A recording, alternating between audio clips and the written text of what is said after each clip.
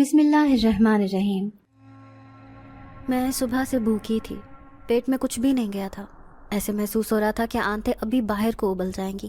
میں چارپائی پر الٹا لیٹ گئی اور اپنا پیٹ زور سے دوپٹے سے باندھ لیا۔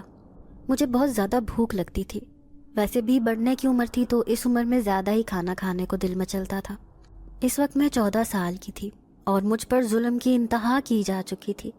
میں نے نظر اٹھا کر ارد گرد دیکھا تو خالی کمرے میں سوائے چارپائی اور ایک پانی کے گھڑے کے علاوہ کچھ بھی نہیں تھا۔ میں نے کھڑکی کی طرف دیکھا تو وہاں بھی تالا لگا ہوا تھا۔ میں نے گھبرا کر ایک مرتبہ پھر سے کمرے کا دروازہ بجایا۔ ہمت تو بالکل بھی نہیں تھی، لیکن پھر بھی جتنا ممکن ہو سکا شور کر سکتی تھی کر دیا۔ اس کے بعد ہوش نہیں رہا اور میں بے ہوش ہو گئی۔ دوبارہ کسی نے ہلکے ہلکے میرا چہرہ تھپک کر اٹھایا تو میں نے چونک کر ارد گرد دیکھا۔ میری چارپائی کے قریب 2 ہٹے کٹے آدمی کھڑے تھے اور ان سے ذرا دور ایک عورت بہت بن ٹھن کر کھڑی تھی، جبکہ مجھے اٹھانے والی 9 عمر لڑکی تھی۔ وہ بھی پیاری لگ رہی تھی، لیکن اس عورت کے مقابلے میں کئی گنا زیادہ سادہ تھی۔ بھوک کی وجہ سے ایک تو سر درد کی شدت سے پھٹ رہا تھا، اوپر سے بصارت بھی دھندلا رہی تھی۔ ہونٹ لکڑی کی مانند خشک ہو چکے تھے۔ میں نے گردن گھما کر اس بڑی عمر کی عورت کو دیکھا تو وہ مسکراتے ہوئے بولی، بتا اب کچھ عقل ٹھکانے آئی ہے یا مزید تھوڑے علاج کی ضرورت پڑے گی؟ میری ہمت ختم ہوئی پڑی تھی۔ میں اسے ہاں یا نہ میں جواب نہیں دے سکی اور واپس غنودگی میں جانے لگی تو اس کی کڑک دار آواز میرے کانوں میں پڑی، بلو جا روٹی لے کر آ اس کے لیے، ایسے ہی مر آ گئی تو ہمارا نقصان ہی ہونا ہے، اور ایسا کرنا گرم دودھ بھی لے کر آنا ہلدی ڈال کر۔ اس کی ٹکورے کر کے اسے سب کچھ برداشت کرنے کی کچھ ہمت ہی دے دیں گے، ورنہ مجھے نہیں لگتا کہ یہ شام تک بچے گی۔ میری آنکھیں بند ہو چکی تھیں لیکن سب سنائی دے رہا تھا۔ بلو اپنی پائل چھنکاتی ہوئی وہاں سے بھاگ گئی، جبکہ وہ عورت وہاں کھڑے دونوں آدمیوں کو ہدایت دینے لگی کہ جب تک بلو اس کو کھانا نہ کھلا دے اسی کمرے میں رہنا ہے تم لوگوں نے، خبردار جو اکیلا چھوڑا، کھانا کھاتے ہی دروازہ بند کر دینا، اس سے باقی بات میں کل کروں گی، امید ہے تب تک ہوش ٹھکانے آ جائیں گے اس کے۔ ساتھ ہی وہ بھی کمرے سے باہر چلی گئی، جبکہ میری آنکھوں میں بے بسی سے آنسو ایک باہر کو چھلکا تھا۔ بلو نے سوچا تھا میں کھانا نہیں کھاؤں گی یا اسے زبردستی مجھے کھانا کھلانا پڑے گا، لیکن جیسے ہی وہ کھانا لیے میرے پاس آئی، میں نے جھپٹ کر اس سے ٹرے تھامی اور بڑے بڑے نوالے بنا کر کھانے لگی۔ وہ دونوں آدمی مجھے حیرت سے دیکھنے لگے، شاید انہوں نے کبھی اس طرح ظلم و زیادتی کا شکار ہوتی لڑکی کو ایسے کھانا کھاتے نہیں دیکھا تھا۔ خیر، کھانا کھانے کے بعد مجھے واپسی چارپائی پر دھکیل کر بلو نے ان آدمیوں کو اشارہ کیا کہ دروازے کی کنڈی لگا دو۔ وہ جیسے ہی جانے لگی، میں نے تمام ہمت مجتمع کرتے ہوئے اسے پیچھے سے کہا، مجھے جائے نماز چاہیے۔ اس بات پر تینوں نے منہ کھولے کے ساتھ مجھے دیکھا۔ پھر بلو نے ایک زوردار قہقہہ لگایا اور ہنستی ہوئی وہاں سے چلی گئی۔ وہ آدمی بھی مسکرا رہے تھے۔ انہوں نے ایک دوسرے کو اشاروں ہی اشاروں میں کچھ کہا اور پھر دروازہ باہر سے بند کر کے چلے گئے۔ میں کھانا کھا کر کچھ حواسوں میں لوٹی تھی، اب گردن گھما گھما کر پورے کمرے کا پھر سے جائزہ لینے لگی۔ بھاگنے کا سوچا مگر کوئی راہ فرار نہ تھی۔ میں اپنے دھیان میں بیٹھی تھی جب میں نے بلب کی ملکجی سی روشنی میں سامنے دیوار پر ایک سایہ دیکھا۔ یہ دیکھتے ہی میرے اوسان خطا ہو گئے۔ میں نے مڑ کر اپنے دیکھا تو وہاں کوئی بھی نہیں تھا۔ واپس دیوار پر دیکھا تو اب وہاں بھی سایہ غائب تھا۔ میں جلدی سے چارپائی سے اٹھ کھڑی ہوئی اور پریشانی سے ادھر ادھر جھانکنے لگی، مگر وہاں ایسی کوئی چیز نہیں تھی جس کا سایہ انسانوں سے مشابہت رکھتا ہو۔ مجھے لگا میں اپنی سوچوں میں گم تھی، تبھی وہم ہو گیا ہے۔ بھلا یہاں کون آئے گا؟ ایک کھڑکی ہے، اس سے بھی تالا لگا ہوا ہے۔ فارغ بیٹھ کر جب تھک گئی تو اٹھ کر کمرے میں چلنے لگی۔ کمرے میں ایک کونا تھوڑا مختلف تھا، باقی سارے کمرے میں پلستر ہوا تھا، پینٹ بھی کیا ہوا تھا، لیکن اس کونے میں ایک شگاف کی طرح جگہ تھی جہاں سے وہ کچا تھا۔ مٹی دکھائی دے رہی تھی، کوئی اینٹ پلستر یا پینٹ اس جگہ پر نہیں لگا ہوا تھا۔ مجھے بڑی حیرت ہوئی کہ بھلا اس جگہ کو کیوں ایسے چھوڑ دیا ہے۔ میں نے ہاتھ بڑھا کر اس جگہ کو ابھی چھوا ہی تھا کہ درد کی تیز ٹیسیں میرے بازو میں اٹھنے لگی۔ میں نے جلدی سے ہاتھ پیچھے کھینچا تو میرے ہاتھ کی ایک انگلی سے خون بہہ رہا تھا۔ یہ دیکھ کر ایک لمحے کے لیے تو میں کانپ ہی گئی۔ جلدی سے دوپٹہ اتار کر اس جگہ انگلی پر باندھا، پریشانی سے پیچھے ہٹ کر چارپائی پر بیٹھ گئی۔ یہ کیا تھا؟ میں کبھی اس کچی جگہ کو دیکھتی، کبھی اپنے ہاتھ کو۔ میں نے اٹھ کر اس کے قریب جانا چاہا تو ایسے لگا خون بہنے کے ساتھ ساتھ جسم کی ہمت بھی ختم ہو گئی ہے۔ میرے بازو میں درد بڑھتی ہی جا رہی تھی۔ میں ویسے ہی چارپائی پر اوندھے منہ لیٹ گئی اور ایک بے بسی بھرا آنسو میری آنکھ سے گرا۔ پتہ نہیں کیسے مگر میں اسی وقت سو گئی اور بڑی ہی گہری نیند میں سوئی۔ دوبارہ آنکھ کھلی تو بازو کی درد غائب تھی، مگر اوندھے منہ لیٹنے کی وجہ سے جسم میں درد اٹھ رہا تھا۔ میں نے 2-4 انگڑائیاں لی، تبھی کمرے کا دروازہ کھلا اور بلو کھانا لیے اندر داخل ہوئی۔ حیرانی سے بولی، انسان ہو یا جن ہو تم؟ میں نے حقارت سے کہا، انسان ہی تھی، مگر تم لوگ رہنے نہیں دینا چاہتے، تبھی تشدد پر تشدد کر رہے ہو۔ اس نے مجھے ایک گھوری سے نوازا، پھر بولی، 24 گھنٹے ہو گئے ہیں اور تم سو رہی ہو۔ میں نے کئی دفعہ اٹھانا بھی چاہا لیکن تم نہیں اٹھی۔ اب کی مرتبہ حیران ہونے کی باری میری تھی۔ میں نے ارد گرد دیکھا، پھر جلدی سے اپنے بازو سے کپڑا ہٹایا تو وہ زخم کافی حد تک بھر چکا تھا۔ میں نے پھر تصدیق کی خاطر پوچھا، تم مذاق تو نہیں کر رہی؟ وہ میری بات کا برا مناتے ہوئے بولی، میرا تمہارا بھلا کیا مذاق ہے؟ مگر مجھے اس کی بات پر یقین نہیں ہوا۔ وہ ایک مرتبہ پھر سے بولی، او بی بی، ایسا لگتا ہے صدیوں سے نہیں سوئی، تبھی ایسی لمبی لمبی نیندیں لیتی پھر رہی ہو۔ میں نے اس کی بات پر برا سا منہ بنایا تو اس نے میرے سامنے رکھ دیا، بولی، آبلہ یہاں نہیں ہے، تبھی تم پر فی الحال تشدد بند ہے، 2-4 دنوں کے لیے شہر سے باہر گئی ہیں، تو بہتر ہے تم اپنا ذہن بنا لو، کیونکہ یہاں آنے والی ہر لڑکی کو وہی کرنا ہوتا ہے جس کے لیے اسے یہاں پر لایا جاتا ہے۔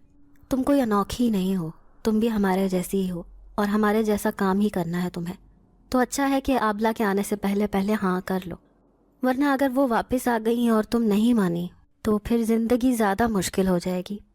اتنا بول کر اس نے کھانے کی ٹرے رکھی اور وہاں سے چلی گئی۔ میں نے اس کی باتوں کو ایک طرف کرتے ہوئے پیٹ بھر کر کھانا کھایا۔ کچھ دیر بعد میری نظر اس کچی جگہ پر پڑی تو میرے دل میں سوال اٹھا، آخر میری انگلی پر چوٹ لگی کیسے تھی؟ وہاں کوئی نوکیلی چیز بھی نہیں تھی، نہ ہی کوئی کیل تھا، پھر شاید کسی کیڑے نے کاٹ لیا ہو۔ یہ دلیل سب سے زیادہ مطمئن کرنے والی تھی، تو میں نے اس سے خود کو مطمئن کر لیا، لیکن میرے اندر ایک بے چینی سی ہونے لگی۔ بہت سوچا آخر کس بات کی بے چینی ہے، مگر کچھ سمجھ نہیں آیا۔ آخر یہاں آئے 4 دن ہو چکے تھے مجھے، اور ان 4 دنوں میں بھی ایسی بے چینی ایک مرتبہ نہیں ہوئی جو اب محسوس ہو رہی تھی۔ اچانک ہی مجھے غصہ چڑھنے لگا، شدید غصہ۔ میرے ہاتھوں کی مٹھیاں بھینچ گئی، چہرے کی رگیں اور پٹھے ایک دم سے تن گئے۔ میں نے غصے کی شدت کو کم کرنے کی خاطر دیوار پر زور زور سے مکے مارنا شروع کیے۔ جیسے جیسے دیوار پر مکے برسا رہی تھی، میرا غصہ کم ہوتا جا رہا تھا۔ جب کچھ حالت بہتر ہوئی تو پھر ایک نیا وہم میرے دل میں بیٹھ گیا کہ مجھے کوئی دیکھ رہا ہے۔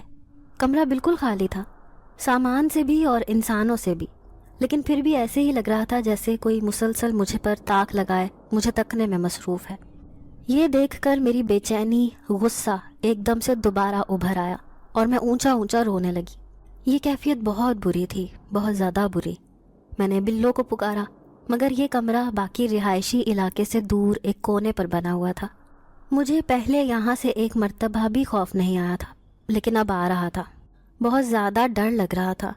میں جتنا اونچا بلو کو پکار سکتی تھی پکارنے لگی۔ کافی دیر بعد بلانے کے بعد بھی وہ نہیں آئی تو میرا گلا بیٹھ گیا۔ میں نے خالی گلاس اٹھا کر دروازے پر مارنا شروع کر دیا، جس سے اچھا خاصا شور ہونے لگا۔ چند لمحوں کے بعد ہی دوسری جانب مجھے بھاگتے قدموں کی آواز سنائی دی، تو میں تھوڑا پیچھے ہٹ کر کھڑی ہو گئی۔ دروازے کے اس پار بلو تھی۔ اس نے گھبرائے ہوئے لہجے میں پوچھا، کیا ہوا ہے تمہیں؟ میں نے چیخ کر کہا کہ میری رکھوالی کرنے چھوڑا تھا نا تمہیں، اور ان 2 مسٹنڈوں کو یہاں میری جان چلی جائے تم لوگوں کو کیا پرواہ؟ وہ جلدی سے بولی کہ ادھر تھوڑا جھگڑا ہو گیا تھا، تبھی وہ دونوں آدمی اس طرف جھگڑا ختم کروانے گئے تھے۔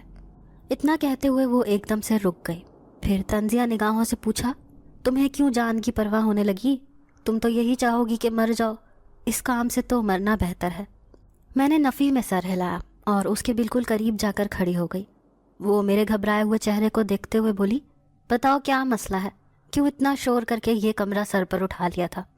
میں نے جلدی سے کہا، مجھے اس کمرے میں ڈر لگ رہا ہے، مجھے بے شک بند ہی رکھو لیکن کمرہ بدل دو، میں تمہارے آگے ہاتھ جوڑتی ہوں۔ وہ حیرانی سے مجھے دیکھتے ہوئے بولی، پچھلے 4 دن سے اسی کمرے میں ہی پڑی ہو، تب تو ڈر نہیں لگا تمہیں، اب ایسا کیوں کر ہونے لگا؟ میں نے نفی میں سر ہلایا اور کہا، میں نہیں جانتی، اگر کل تک میں مزید اس کمرے میں رہی تو ضرور جان سے چلی جاؤں گی۔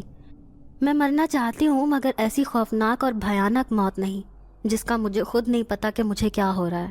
بلو کچھ دیر تو کھڑی رہی، پھر میرا ہاتھ تھام کر مجھے اس کمرے سے باہر لے گئی۔ میں بھی بغیر کسی ہیلو حجت کے اس کے ساتھ چلی آئی۔ جہاں میرا کمرہ تھا اس کے ساتھ ایک کمرہ اور بھی تھا۔ اس نے اس کا تالا کھول کر مجھے اس میں بند کر دیا۔ یہاں رہو گی اب تم، باقی پانی اور بستر کا انتظام میں کر دیتی ہوں۔ اتنا بول کر اس نے باہر سے کنڈی لگا دی اور لمحہ بلمحہ مجھے اس کے قدم دور جاتے محسوس ہونے لگے۔ میں نے گہرا سانس بھر کر کمرے کو دیکھا تو مجھے شدید حیرت کا جھٹکا لگا۔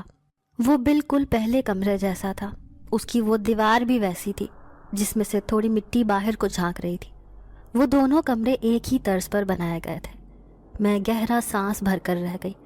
میں جیسے ہی کمرے میں تھوڑا آگے گئی تو مجھے رونے کی آواز سنائی دی۔ حیرانی سے گردن گھما کر ادھر ادھر دیکھا مگر ایسا کچھ نہیں تھا۔ اس کمرے میں ایک کھڑکی تھی اور خوش قسمتی یہ تھی کہ کھڑکی کھلی ہوئی تھی، اس پر کوئی تالا نہیں لگا تھا۔ میں نے جلدی سے جا کر کھڑکی کا دروازہ کھولا تو اس پر کافی سارے جالے سے لگے ہوئے تھے۔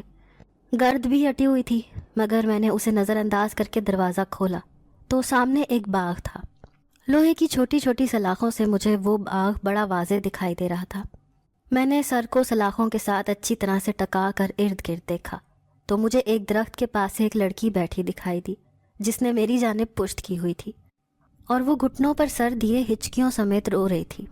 مجھے بڑی حیرت ہوئی کہ آخر یہ کون لڑکی ہے جو اتنے سنسان باغ میں تنہا بیٹھی رو رہی ہے۔ پتہ نہیں بیچاری کے ساتھ کیا بیتی ہے۔ میرے دل میں یہ بات آئی تو میں نے اسے پکارا۔ وہ مجھ سے قریب ہی بیٹھی تھی۔ میرے 2-4 مرتبہ پکارنے پر اس نے اپنا سر گھٹنوں سے اٹھایا اور بغیر پیچھے مڑ کر مجھے دیکھے کھڑی ہو کر اسی سمت میں آگے بڑھتی چلی گئی۔ تبھی میرے کمرے کا دروازہ کھلا۔ سامنے بلو ایک ملازم کے ساتھ کھڑی تھی جس نے چارپائی اور بستر اٹھا رکھا تھا۔ ملازم نے چارپائی اندر رکھی اور بستر بچھا کر کمرے کی صفائی شروع کر دی۔ اس کے بعد پانی اور گلاس لا کر رکھ دیا۔ اس سارے کام میں آدھا گھنٹہ لگ گیا۔ وہ چلے گئے تو میں بیٹھ کر سوچنے لگی کہ آخر وہ لڑکی تھی کون؟ شاید اسی کوٹھے کی ہوگی، جبھی تو یہاں بیٹھی تھی۔ پتہ نہیں یہ لوگ انسان بھی ہیں یا نہیں۔ لڑکیوں کی مرضی کے بغیر ان سے جو دل چاہے کروانے کی کوشش کرتے ہیں۔ جب میں یہ سب کچھ سوچ رہی تھی تبھی میری کھڑکی پر دستک ہوئی۔ میں نے چونک کر دروازہ کھولا تو سامنے اسی لباس والی لڑکی کھڑی تھی جو ابھی کچھ دیر پہلے باغ میں بیٹھ کر رو رہی تھی۔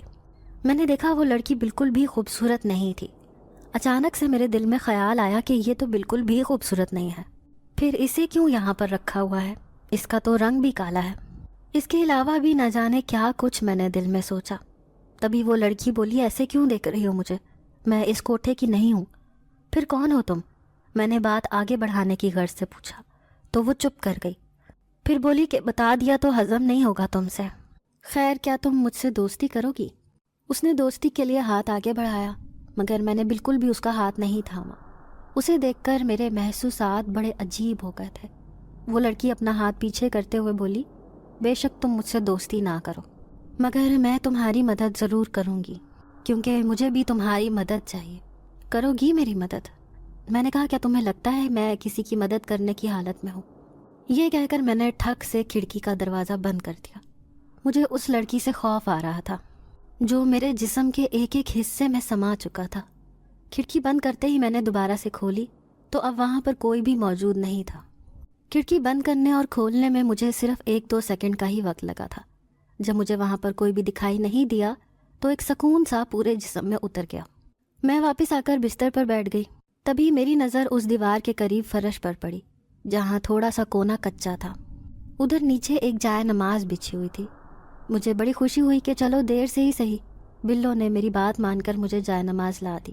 لیکن جب وہ اندر کام کر رہی تھی تو تب میں نے اس کے پاس کوئی جائے نماز نہیں دیکھی تھی۔ شاید ہو اور مجھے پتہ نہ چلا ہو۔ قریب پڑے گھڑے سے میں نے وضو کیا اور جا کر جائے نماز پر کھڑی ہو گئی۔ وقت کا تو مجھے کوئی ادراک نہیں تھا، بس کھڑے ہو کر نوافلوں کی نیت کر لی۔ جیسے ہی نفل پڑھنا شروع کیے میرے سر میں درد کے شدید دھماکے شروع ہو گئے۔ اتنا درد کہ سجدے میں گئی تو دوبارہ اٹھنا محال ہو گیا۔ اتنا درد میرے سر میں کبھی بھی نہیں ہوا تھا۔ جیسے تیسے کر کے آدھے گھنٹے میں صرف 2 نفل ہی پڑھ سکی۔ نفل پڑھ کر بستر پر آ کر گر گئی۔ پھر میری آنکھوں کے آگے اندھیرا چھا گیا۔ میں نے آنکھیں کھولنی چاہیں مگر جیسے کسی نے انہیں پکڑ کر بند کر رکھا ہو۔ میں نے بہت کوشش کی جس کا نتیجہ یہ نکلا کہ دماغ گول گول بھول بھلائیوں کی طرح گھومنے لگا۔ اچانک سے میری آنکھوں کے سامنے تیز روشنی آ گئی اور میں سب جانتی تھی ایک خواب تھا لیکن حقیقت معلوم ہو رہا تھا۔ میں نے اس روشنی میں قدم رکھا تو وہ دھند کی طرح بڑھتی چلی گئی۔ میں بھی قدم قدم آگے بڑھ رہی تھی، پھر اچانک وہ روشنی ختم ہو گئی اور میرے سامنے ایک غار سی تھی جو مکمل طور پر مٹی کی بنی ہوئی تھی۔ میں نے حیرانی سے ارد گرد دیکھا لیکن مجھے سب کچھ دھندلا دکھائی دے رہا تھا۔ وہاں صرف وہ غار تھی جو صاف نظر آ رہی تھی۔ میں اس غار کے اندر چلی گئی۔ پہلے بہت زیادہ اندھیرا تھا، جیسے جیسے اندر جاتی جا رہی تھی وہ اندھیرا چھٹ رہا تھا۔ تبھی میری نظر اس غار کے اندر ڈری سہمی سی لڑکی پر پڑی جو گھٹنوں پر سر دیے سسکیاں بھر رہی تھی۔ میں نے اونچی آواز میں پوچھا، کون ہو تم؟ تو اس نے سر اٹھا کر مجھے دیکھا۔ میں اسے دیکھتے ہی سکتے میں آ گئی۔ میرے سامنے وہی بدصورت اور کالی سی لڑکی بیٹھی تھی۔ اس کا چہرہ آنسوؤں سے تر تھا اور آنکھیں لال انگارہ ہو رہی تھیں۔ وہ ہاتھ میری جانب کر کے بولی، میری مدد کرو، مجھے تمہاری مدد چاہیے۔ جبکہ میں اس کی مدد نہیں کرنا چاہتی تھی تو الٹے قدموں میں وہاں سے واپس پلٹی اور تیز تیز بھاگنا شروع کر دیا۔ اس وقت میری آنکھوں کے سامنے سے اندھیرا چھٹ گیا اور میں اٹھ بیٹھی۔ جاگتے ہی گہرے گہرے سانس لینے لگی۔ میرا پورا بدن پسینے میں شرابور تھا۔ واقعی ایسے لگ رہا تھا گویا میں بھاگتی ہوئی یہاں پہنچی ہوں۔ میں نے گھبرا کر ارد گرد دیکھا مگر کمرہ بالکل خالی تھا، وہاں کچھ بھی نہیں تھا۔ تبھی اچانک سے دروازہ کھلا اور میرے سامنے وہی لڑکی کھڑی تھی جو میرے حواسوں اور دماغ پر بری طرح سے سوار ہو چکی تھی۔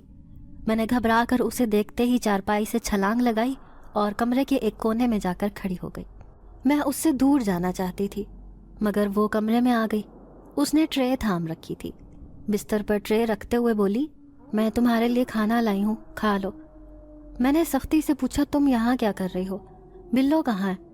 وہ دھیرے سے بولی، بلو شہر سے باہر گئی ہے تو اس کے علاوہ کسی کو یہاں آنے کی اجازت نہیں۔ میں نے سوچا کیوں نہ میں ہی تمہیں کھانا دینے چلی ہوں، صبح تک ایسے بھوکی بیٹھو گی کیا؟ مجھے اس کی موجودگی وہاں بالکل بھی اچھی نہیں لگ رہی تھی۔ کیا مطلب؟ اگر بلو کے علاوہ کسی کو یہاں آنے کی اجازت نہیں ہے تو تم یہاں کیا کر رہی ہو؟ وہ مسکرا کر بولی، میں یہاں کی نہیں ہوں اس لیے مجھے اجازت بھی نہیں چاہیے، بس تمہاری دوستی میں یہاں تک آ گئی۔ اب آؤ کھانا کھا لو، تمہارے لیے خود آلو کے پراٹھے بنا کر لائی ہوں۔ وہ بہت ہی بے ضرر لگ رہی تھی مگر اندر ہی اندر کہیں مجھے احساس تھا کہ جو کچھ ہو رہا ہے اس کا خمیازہ مجھے ہی بھگتنا پڑے گا اور بہت بری طرح سے۔ میں اپنی جگہ سے نہیں ہلی تو وہ چلتی ہوئی میرے قریب آ گئی۔ اس نے میرا بازو تھامنا چاہا تو میں نے پیچھے کر لیا مگر اس نے کلائی پکڑ کر مجھے اپنے ساتھ کھینچا اور چارپائی پر لے جا کر بٹھا دیا۔ جس لمحے اس نے مجھے چھوا تھا تب سے ہی میرے دل میں اس کے لیے نرم گوشہ پیدا ہو گیا تھا۔ میں نے کھانا کھایا تو ایسا سیر کر دینے والا ذائقہ کہیں نہیں چکھا تھا۔ کھانا مکمل کرنے تک میں اس کے سحر میں ڈوب چکی تھی۔ وہ مجھے بہت اچھی لگ رہی تھی۔ ایسے لگ رہا تھا اس پوری دنیا میں صرف وہی میری واحد ہمدرد ہے، صرف وہی میرا اچھا چاہ سکتی ہے اور کسی کو میری پرواہ نہیں۔ اس کا نام سبینہ تھا۔ مجھے اس کی ہر ادا ہی بڑی اچھی لگ رہی تھی۔ جب وہ جانے لگی تو میں نے بے اختیار پوچھا، سبینہ دوبارہ کب آؤ گی مجھ سے ملنے؟ اس بات پر وہ کہہ کہا لگا کر ہنسی۔ بولی کہ اب تو میں چاہے جتنی مرتبہ مرضی مل لوں تم سے، تمہاری یہ تشنگی کبھی پوری نہیں ہوگی۔ مجھے لگ رہا ہے جیسے میں تمہارے حواسوں پر بھی سوار ہو چکی ہوں۔ میں نے شرماتے ہوئے دھیرے سے کہا کہ شاید پہلے میں تم سے ملی تھی مگر تمہیں جانتی نہیں تھی۔ اس 1 گھنٹے میں جیسے جیسے میں تمہیں جانتی گئی ہوں تم مجھے اچھی لگنے لگی ہو۔ بس میرا دل چاہ رہا ہے تم میرے پاس ہر وقت رہو۔ اس نے میری بات کا جواب نہیں دیا اور مسکراتے ہوئے وہاں سے چلی گئی۔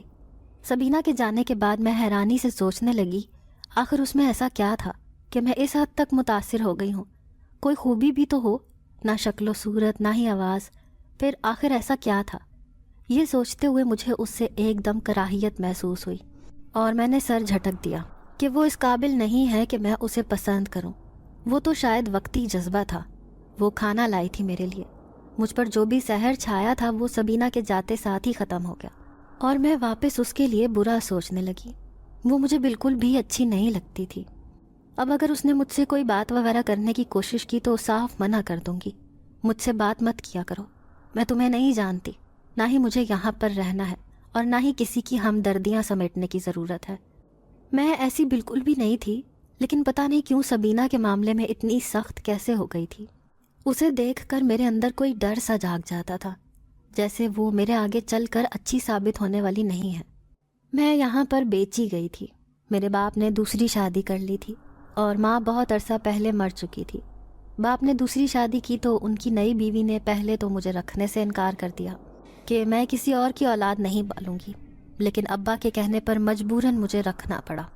خیر بچپن سے ہی مجھ پر بہت ظلم اور زیادتیاں کی گئیں جو میں برداشت کرتی رہی، پھر ان کی اپنی اولاد ہوئی تو یہ ظلم مزید بڑھ گیا۔ ابا کی بھی وفات ہو گئی، اب میں مکمل طور پر سوتیلی ماں کے رحم و کرم پر تھی۔ میرے سوتیلے بھائی نے دوسرے ملک جانے کی ڈیمانڈ کی کہ وہاں جا کر نوکری کرنا چاہتا ہوں، مگر ان کے پاس پیسے نہیں تھے۔ پتہ نہیں کس نے میری ماں کو مشورہ دیا اور وہ مجھے اس کوٹھے پر بیچ کر چلی گئی، جس کے بدلے میں اس نے لاکھوں روپے لیے تھے، اور اب انہی پیسوں سے میرے سوتیلے بھائی کو دوسرے ملک بھجوانا چاہتی تھی۔ یہاں بھی مجھ پر ظلم کیا گیا، مگر میں برداشت کرتی چلی گئی، کیونکہ مجھے امید تھی کہ یہاں سے میں بھاگ جاؤں گی، پھر میری اپنی دنیا ہوگی جہاں مجھے کوئی تنگ کرنے والا نہیں ہوگا۔ لیکن اب حالات دیکھ کر لگتا تھا کہ جلد یا بدیر میں اس کوٹھے میں ایک طوائف بننے پر حامی بھر ہی لوں گی۔ پوری رات بس یہی سوچے دماغ میں گردش کرتی رہی اور رات آنکھوں میں کٹی۔ اگلی صبح جا کر بلو آئی، میرے لیے ناشتہ لائی تھی۔ وہ مجھے بتانے لگی کہ شہر سے باہر تھی تو اس لیے کھانا نہیں لا سکی۔ میں نے اس بات میں سر ہلایا اور کہا کہ ہاں جانتی ہوں، سبینہ نے بتایا تھا۔ یہ بات تو میں نے اپنے دھیان میں ہی کہی تھی، مگر وہ ہاتھ روک کر پوچھنے لگی کون سبینہ، اور تمہاری کہاں ملاقات ہوئی اس سبینہ سے؟ یہاں مجھے اندازہ ہوا کہ کچھ غلط ہو گیا ہے، مگر میں پرسکون رہی۔ پھر سوچا کہ اچھا ہے اسے سبینہ کا بتا دوں تو کم سے کم یہ اسے یہاں آنے نہیں دے گی، میری جان تو چھوٹے گی نا۔ یہ سوچتے ہی میں نے بتا دیا کہ وہ ادھر باغ میں تھی کل، پھر کل کھانا لائی، بولی کہ تم نہیں آ سکو گی۔ بلو کی شکل مکمل طور پر حیرت میں ڈوبی ہوئی تھی۔ وہ زیر لب بڑبڑاہٹ میں بولی، چابی کہاں سے آئی اس کے پاس؟ اس تالے کی تو ایک ہی چابی ہے جو میں اپنے ساتھ شہر لے کر گئی تھی، پھر کون ہے وہ اور کیوں آئی تھی یہاں پر؟ اس کی بات نے مجھے بھی سوچنے پر مجبور کر دیا، لیکن افسوس میرے پاس اس سوال کا کوئی بھی دوسرا جواب نہیں تھا۔ دیکھنے میں کیسی تھی؟ بلو نے جلدی سے پوچھا تو میں نے سبینہ کا پورا حلیہ دہرا دیا کہ رنگ کالا تھا، نین نقش بھی بھدے تھے، آواز بھی بھاری تھی۔ جیسے جیسے میں سبینہ کا حلیہ بتاتی جا رہی تھی ویسے ہی بلو کا منہ بھی کھلتا جا رہا تھا۔ وہ جلدی سے بولی کہ ایسی تو کوئی لڑکی ہمارے کوٹھے میں نہیں ہے، آبلا تو نوکرانیاں بھی دیکھ کر رکھتی ہیں، تو پھر یہ باہر کی لڑکی اندر کیسے آ گئی؟ اور تو اور اتنی جرت کہ تمہارے کمرے تک پہنچ گئی۔ دیکھو جو بھی ہو اب اس سے دوبارہ مت ملنا، ورنہ تمہارے خود کے لیے ہی اچھا نہیں ہوگا، سمجھ رہی ہو نا؟ میں نے بھی نہ ہی ہاں کی اور نہ ہی نہ۔ وہ کھانے کے برتن وہیں چھوڑ کر کمرے سے باہر چلی گئی اور کنڈی کے ساتھ ہی تالا بھی لگا دیا۔ میں ناشتہ کرتے ہوئے مسلسل اس کے بارے میں سوچ رہی تھی جب میری کھڑکی پر زور سے دستک ہوئی۔ میں ڈر گئی اور اٹھ کر کھڑکی کھولی تو سامنے ہی سبینہ کھڑی تھی۔ میں نے کھڑکی واپس بند کرنا چاہی تو وہ مسکراتے ہوئے میرے ہاتھ پر ہاتھ رکھتے ہوئے بولی، کیا ہوا، ناراض لگتی ہو؟ خیریت تو ہے نا؟ اس کے چھوتے ہی مجھے اپنا آپ کسی مٹی کے مادھو کی طرح لگا۔ میں پھر سے پگھل رہی تھی، میرا بس نہیں چل رہا تھا سبینہ کو میں خود میں سمیٹ لوں۔ اس کا بولنا میرے کانوں پر بہت اچھا گزر رہا تھا۔ کیا بتا رہی تھی بلو کو میرے متعلق؟ اس نے دھیرے سے پوچھا تو میں نے سوچنا چاہا کہ ابھی کیا بتایا تھا، لیکن حیرت کا مقام یہ تھا کہ میں سب کچھ بھول چکی تھی۔ ابھی میری اور بلو کی کیا بات ہوئی تھی سب کچھ دماغ سے محو ہو چکا تھا۔ اچھا چلو مت سوچو، میرا ایک کام کرو گی تم؟ اس نے بڑی محبت سے میرا ہاتھ تھام کر پوچھا تو میں بے ساختہ اس بات میں سر ہلانے لگی۔ کیا تمہیں میں اچھی لگتی ہوں؟ مجھے لگا کہ وہ اس دنیا میں سب سے زیادہ خوبصورت ہے۔ اس سے پہلے کہ میں اس کے بارے میں کیا سوچتی تھی سب کچھ میرے دماغ سے محو ہو چکا تھا، بس ایک وہی تھی جو میرے دماغ اور ارد گرد کے ماحول پر حاوی تھی۔ وہ مسکرا دی۔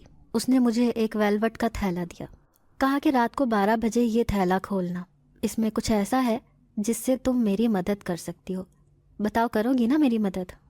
ہاں ضرور۔ اب کی مرتبہ میں چپ نہیں رہ سکی۔ پھر وہ بولی سوچ سمجھ کر کھولنا، ایک مرتبہ تم نے یہ تھیلا کھول لیا تو اس کے بعد تمہیں میری مدد کرنا ہی ہوگی، نہ بھی چاہو تو اگلا کام خود بخود ہی ہوتا چلا جائے گا۔ مجھے امید ہے تم مجھے مایوس نہیں کرو گی، ٹھیک ہے؟ میں نے اس بات میں سر ہلایا تو وہ مجھے دیکھتے ہوئے بولی، رات 12 بجے سے پہلے مت کھولنا، میں یہاں کھڑکی پر دستک دے دوں گی، اس دستک پر ہی تھیلا کھولنا، سمجھ رہی ہو؟ میں نے پھر اس بات میں سر ہلا دیا تو وہ میرا ہاتھ نرمی سے دباتی ہوئی وہاں سے چلی گئی۔ اس کے جاتے ہی میرے جذبات میں پھر سے تبدیلی آ گئی اور میں حیرانی سے سوچنے لگی کہ یہ سب کیا ہے۔ جب جب وہ میرے سامنے ہوتی ہے تو مجھے اس کے علاوہ کچھ بھی دکھائی نہیں دیتا، اور جیسے ہی وہ میری نظروں سے اوجھل ہوتی ہے تو سب کچھ واپس پہلے کی طرح ہو جاتا ہے۔ الٹا مجھے اس لڑکی سے ڈر بھی لگتا ہے۔ یہ سوچتے سوچتے میری نظر اس تھیلے پر پڑی تو میں نے اسے چارپائی پر اچھال دیا۔ یہ جو کچھ ہو رہا تھا بڑا عجیب اور مبہم سا تھا۔ میں چارپائی پر دراز ہو گئی اور سبینہ کے متعلق سوچنے لگی۔ جیسے جیسے اس کے بارے میں سوچتی جا رہی تھی مجھ پر نیند کا غلبہ ہوتا جا رہا تھا۔ جلد ہی میری نیند بہت گہری ہو گئی۔ دوبارہ آنکھ میری دستک کی آواز پر کھلی۔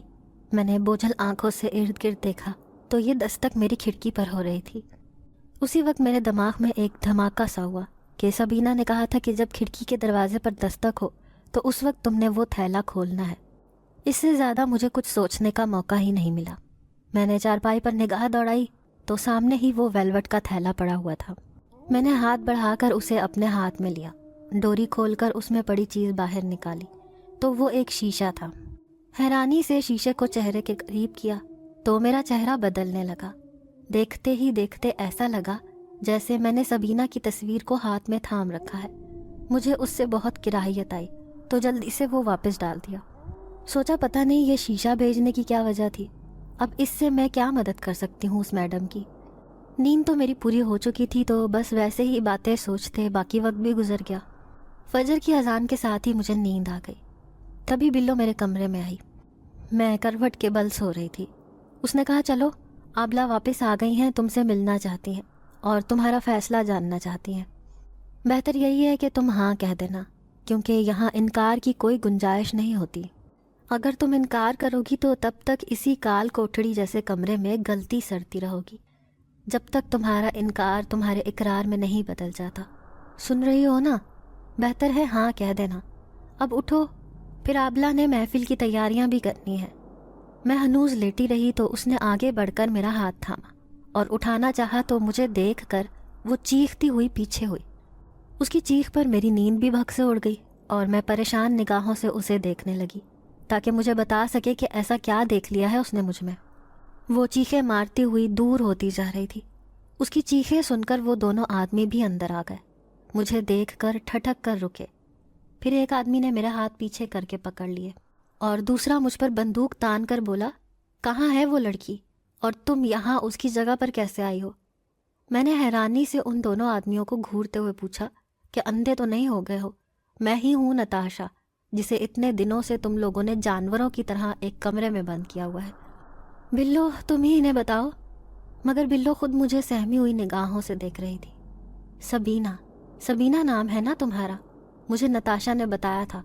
بتاؤ کیسے نکالا ہے تم نے اسے یہاں سے؟ اب کی بار مجھے بلو پر بے تحاشا غصہ آیا۔ وہ یہ کیا باتیں کر رہی ہے؟ ایسے کیسے مجھے سبینہ سے ملا دیا؟ بھلے سے جو بھی ہو، لیکن مجھ میں اور سبینہ میں تو زمین آسمان کا فرق ہے۔ کیسے بلو ایک ہی دن میں یہ فرق مٹا کر مجھے سبینہ پکار سکتی ہے؟ مگر بلو کی وہی بات تھی۔ میں نے کہا کہ کل سبینہ یہاں آئی تھی، مجھے کسی کی مدد کا کہہ رہی تھی۔ اس نے مجھے ایک تھیلا بھی دیا تھا۔ پھر میں سو گئی۔ رات کو کھڑکی پر دستک ہوئی تو میں نے اس کی بات یاد کرتے ہوئے جیسے ہی تھیلا کھولا تو اس میں سبینہ کی تصویر پڑی تھی۔ پہلے مجھے لگا تھا وہ شیشہ ہے، لیکن وہ تو اس کی تصویر تھی۔ بلو نے پوچھا کہاں ہے وہ تھیلا؟ میں نے چارپائی کی طرف اشارہ کیا تو وہاں کچھ بھی نہیں تھا۔ میں چونک گئی۔ چارپائی کے اوپر نیچے ہر جگہ دیکھ لیا، مگر وہ تھیلا مل کے ہی نہیں دے رہا تھا۔ بلو نے مجھے غصے سے چہرے پر تھپڑ رسید کیا اور چارپائی پر پھینک کر ان آدمیوں کو مجھے باندھنے کا کہا۔ دیکھتے ہی دیکھتے مجھے اچھی طرح سے باندھ کر وہ سب وہاں سے جا چکے تھے، جبکہ میں چیخ رہی تھی کہ کیا ہو گیا ہے تم لوگوں کو؟ مجھے کیوں نہیں پہچان رہے ہو؟ وہ سبینہ تو مجھے جادو کرنے لگتی ہے۔ تم لوگوں پر بھی اس نے جادو کر دیا ہے جیسا مجھ پر کر دیتی ہے۔ جب بھی وہ میرے ارد گرد ہوتی ہے تو وہ مجھے دنیا کی سب سے اچھی لڑکی لگتی ہے، لیکن جب وہ نظروں سے اوجھل ہوتی ہے تو ڈر لگتا ہے، ساتھ ہی اس سے کراہیت بھی آتی ہے۔ میں وہیں لیٹے لیٹے عجیب و غریب باتیں سوچنے لگی۔ تبھی میرے دماغ میں ایک جھماکا سا ہوا۔ اس سے پہلے کہ میں دماغ میں آنے والی بات پر غور و فکر کرتی، مجھے لگا جیسے وہاں کمرے میں کوئی کھڑا ہے۔ گردن موڑ کر دیکھا تو میرے سامنے میں ہی کھڑی تھی، جسے دیکھ کر میری آنکھیں کھلی کی کھلی رہ گئیں۔ ایک لمحے کے لیے تو میری زبان ہی گنگ ہو گئی۔ میں نے حیرت سے پوچھا، کون ہو تم؟ تو وہ زوردار کہکہا لگا کر بولی، نتاشا، اب سے میں نتاشا ہوں اور تم سبینہ۔ یہ کہہ کر وہ ایک مرتبہ پھر سے کھلکھلائی۔ جو بات میرے دماغ میں آئی تھی اتنی جلدی حقیقت بن کر میرے سامنے آ جائے گی میں نے سوچا نہیں تھا۔ میں نے اپنے ارد گرد دیکھا تو سبینہ نے مسکراتے ہوئے وہی سرخ تھیلا اپنے کمر کے پیچھے سے نکال کر میرے سامنے کر دیا اور بولی، یہی ڈھونڈ رہی تھی نا تم؟ میں نے وہ تھیلا اس سے جھپٹنا چاہا، مگر پلک جھپکتے ہی وہ غائب ہو چکا تھا۔ یہ کرتب دیکھ کر میں سمجھ گئی کہ وہ سچ مجھ کوئی جادوگرنی ہی ہے، انسانوں سے اس کا کوئی تعلق نہیں۔ اس بند کمرے میں میرا دل بے تحاشا گھبرا رہا تھا۔ میں نے مدد طلب نگاہوں سے ارد گرد دیکھا تو وہ افسوس کرتی ہوئی میرے بالکل قریب آ گئی۔ مجھے اس میں سے بے تحاشا بدبو آ رہی تھی۔ میں اچھل کر پیچھے کو ہوئی تو وہ دھیرے سے بولی، خود کو سبینہ کے روپ اور شکل میں قبول کر لو۔ تم نے تو میری مدد کر دی، اب چاہو تو میں بھی تمہاری مدد کر سکتی ہوں۔ جب تمہیں اس کمرے سے باہر جانا ہو تو مجھے پکارنا، میں آ جاؤں گی۔ تب تک تم سبینہ کے روپ سے لطف اندوز ہو، وہی روپ جس سے تمہیں کراہیت آتی تھی، گن کھاتی تھی تم۔ کاش میں ایسا نہ کرتی، اگر اس روز مجھے دیکھ کر تم نے میرے دل میں بدصورتی کا نہ سوچا ہوتا۔ میں دکھوں کی ماری تھی، مجھے صرف ہمدردی چاہیے تھی، صرف ہمدردی، مگر تم نے میری دوستی کا ہاتھ جھٹک دیا اور میرے متعلق دل میں وہ سب کچھ سوچا جس سے مجھے تکلیف ہوئی تھی۔ انہی سب باتوں نے مجھے میرے قبیلے سے بھی نکالا تھا، اور یہاں بھی جب تم جیسے انسانوں سے یہی سننے کو ملا تو میں نے تہیا کر لیا۔ جو بھی ہو، اب میں تمہیں اپنی صورت کا مزہ چکھاؤں گی۔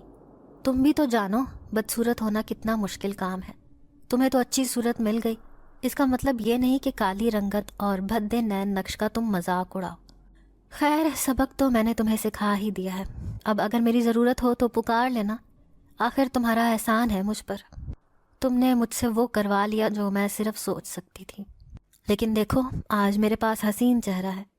اسی وقت مجھے باہر قدموں کی چاپ سنائی دی تو دیکھتے ہی دیکھتے سبینہ بھی وہاں سے غائب ہو گئی۔ آنے والی بلو اور ساتھ میں آبلہ تھی۔ آبلہ مجھے دیکھتے ہی کراہت آمیز تاثرات بنانے لگی تو میرے دل پر برچھیاں چل گئیں۔ آخر اس میں میرا کیا قصور؟ کیا میں نے خود اپنی صورت کو ایسا بنایا ہے؟ یہ سوچتے ہوئے مجھ پر انکشاف ہوا کہ سبینہ پر بھی ایسی ہی اذیت گزری ہوگی۔ اس میں اس بیچاری کا تو کوئی بھی قصور نہیں تھا۔ پھر میں کوٹھے پر اس طرح قید ہوں، اس کے باوجود میں نے اس کے متعلق یہ سب باتیں سوچی۔ آبلہ نے سختی سے پوچھا کہ تم کون ہو اور یہاں کیا کر رہی ہو؟ میں نے کچھ نہیں کہا اور چپ کر کے بیٹھی رہی۔ وہ غصے سے آگے بڑھی اور میرے چہرے پر زوردار تھپڑ لگا کر بولی، کہاں ہے وہ لڑکی اور تم اس کی جگہ کیسے آئی ہو؟ بتاؤ۔ مگر میں چپ رہی۔ جانتی تھی جتنے بھی جواز پیش کر لوں یہ میری بات پر یقین نہیں کریں گی، کیونکہ بات ایسی تھی ہی نہیں کہ اس پر یقین کیا جا سکتا، سو چپ میں ہی بہتری تھی۔ آبلہ نے کوڑا لے کر مجھ پر لگاتار برسانا شروع کر دیا، مگر سوائے چیخوں کے میرے منہ سے اور کوئی لفظ نہیں نکلا۔ جب مجھے مار مار کر وہ تھک گئی تو کمرے سے باہر جاتے وقت بولی، ایسی شکل کے ساتھ تمہیں کوٹھے پر تو ہرگز نہیں بٹھاؤں گی۔ یہی سوچ کر تم نے اس لڑکی کی مدد کی ہوگی، مگر خیر، ساری عمر یہیں تمہاری ہڈیاں چٹ کھاؤں گی تاکہ آئندہ کبھی کسی کی مدد کرنے کے قابل نہ رہ سکو۔ چلو بلو، اور ہفتہ بھر اسے کھانا مت دینا، بلائے اسے جس نے بھگایا اسے یہاں پر۔ اتنا کہہ کر وہ تیز تیز قدم اٹھاتی کمرے سے باہر چلی گئی تو مجبوراً بلو بھی ان کے پیچھے ہی تالا لگاتی کمرے سے نکل گئی۔ مجھ میں ہمت ختم ہو چکی تھی، میں فرش پر اوندے منہ پڑی سسک رہی تھی۔ رونے کے لیے آنسو بھی ختم تھے۔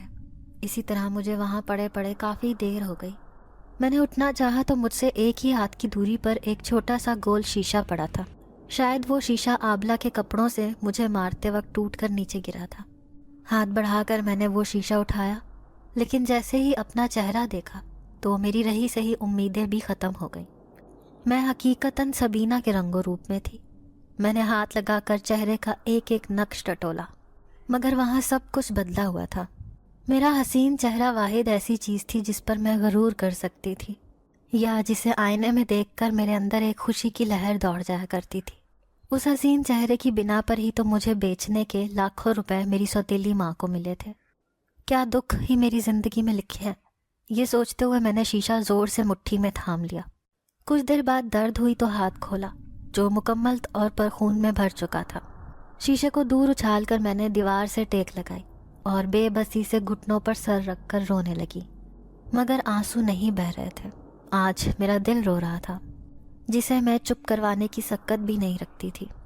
اسی طرح بیٹھے بیٹھے نہ جانے کب مجھ پر غنودگی طاری ہو گئی۔ آنکھ کھلی تو پورے جسم میں درد کی ٹیسیں اٹھ رہی تھیں۔ میرے پاس اب کچھ بھی نہیں تھا، وہ بھی نہیں جس پر میں غرور کیا کرتی تھی۔ میں نے گردن گھما کر دیکھا تو پانی والا گھڑا نظر آیا۔ بمشکل اٹھ کر پانی پیا، پھر وضو بنا کر جائے نماز پر آ بیٹھی۔ کچھ بھی پڑھنے کے بجائے میں نے دعا کے لیے ہاتھ اٹھائے اور ہچکیوں سے رونے لگی۔ میرے آنسو جائے نماز پر گرے تو میرے گرد ایک طرح سے دھواں چھانے لگا۔ میں نے چوکنا ہو کر دیکھا مگر وہاں کہیں بھی آگ نہیں لگی تھی، البتہ دھواں بڑھتا جا رہا تھا۔ مجھے شدید کھانسی کا دورہ پڑ گیا۔ کچھ دیر بعد کھانسی رکی تو دیکھا میری چارپائی پر ایک بارش بزرگ بیٹھا ہوا تھا۔ اس بزرگ کو دیکھ کر میرے پورے جسم کے رونگٹے کھڑے ہو گئے۔ میں نے چلانا چاہا تو وہ دھیمی آواز میں بولے، بیٹی چلانے کا کوئی فائدہ نہیں ہے، میں تمہاری مدد کے لیے آیا ہوں، بتاؤ کیا مدد کر سکتا ہوں میں تمہاری۔ میں سمجھ رہی تھی کہ وہ کوئی انسان نہیں ہے، لیکن اس بات کا یقین بھی کر لینا چاہتی تھی۔ ابھی میں کچھ بولنے ہی والی تھی جب وہ بزرگ اپنے سابقہ لہجے میں بولے، صحیح سمجھ رہی ہو، انسان نہیں ہوں میں، لیکن تمہیں یہاں تڑپتا دیکھا تو مزید نظر انداز نہیں کر سکا۔ یہ میری جگہ ہے، میں یہاں ہزاروں سالوں سے مقیم ہوں۔ یہ کچی جگہ دیکھ رہی ہو، یہی میرا ٹھکانہ ہے۔